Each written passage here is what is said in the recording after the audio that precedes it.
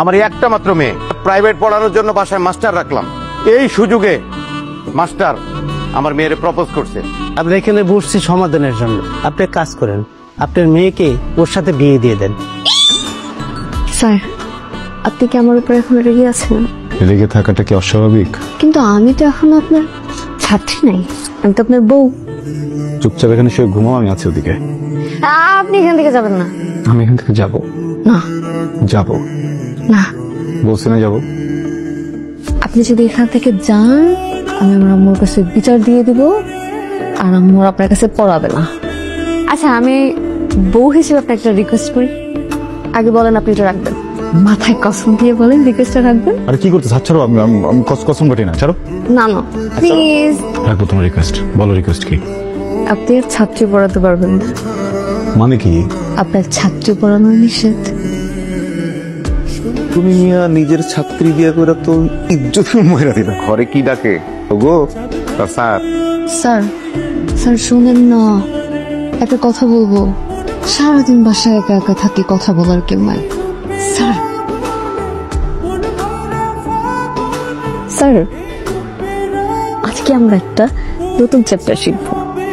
নতুন চ্যাপ্টার? হ্যাঁ, আর চ্যাপ্টারের নাম হচ্ছে লাভ ইচ আদার। আপনি আমাকে বলবেন আই লাভ ইউ।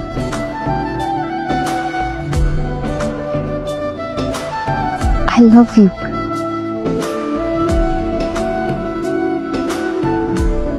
আপনি বলেন আমাকে অনেক ভালোবাসেন। অনেক ভালোবাসি। আমার মতো মেয়ে পাওয়া আপনার 14 গোষ্ঠীর সৌভাগ্য। সৌভাগ্য। আপনি আমাকে প্রমিস করেন, আমি যা বলবো আপনি তাই করবেন।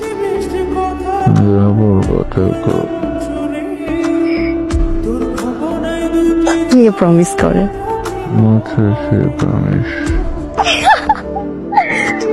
What is this? ঠিক আছে, তুমি আমার বউ, আমি তোমার হাজবেন্ড। আমি মানুষটা সারাদিন কাজ করার পরে এসে যখন ঘুমাচ্ছি, তুমি কিন্তু আমার পারমিশন ছাড়া বা আমাকে না জানিয়ে হঠাৎ করে টাচি হতে পারো না। This is a crime. এটাকে কি বলে জানো? এটাকে বলে হ্যারাসমেন্ট।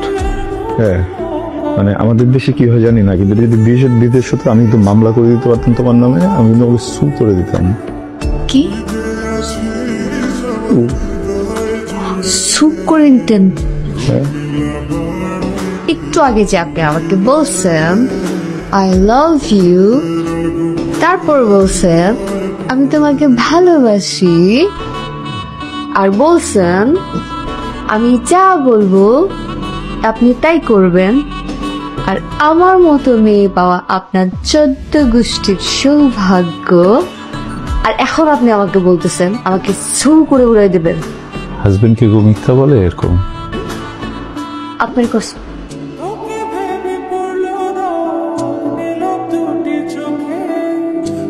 এই, কি? আমি কিন্তু আমার বাড়ি চলে যাবো।